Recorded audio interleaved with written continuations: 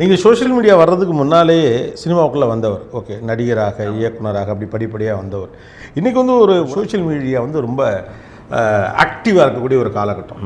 இதை நீங்கள் எப்படி பார்க்குறீங்க? சோஷியல் மீடியா வந்து முன்னாடி எப்படி இருந்ததுன்னா, ஊரில் ஒரு இது இருக்கும், அந்த மரம், அந்த பஞ்சாயத்து கட்டால இருக்கும் இல்லைங்களா, அந்த மாதிரி தான்.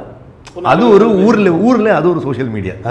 எல்லாம் வேலை இருக்கா, வேலை இல்லையா, வேலை ஃபினிஷ் ஆனதுக்கப்புறம் வேலை இல்லாதவங்க எல்லாருமே வந்து ஃப்ரெண்ட்ஸ் எல்லாருமே அங்கே உட்காந்துட்டு ஊரில் இருக்கிற எல்லா விஷயத்தை பற்றி பேசி, பேப்பரில் வந்தது, ரேடியோவில் வந்தது கேட்டுக்கிட்டு எல்லாம் டிஸ்கஷன் பண்ணிட்டு உலகத்தை நம்ம வந்து கரெக்ட் பண்ணுறோம் அந்த லெவலுக்கு வந்து டிஸ்கஷன் பண்ணிட்டு போயிடுவாங்க அங்கே.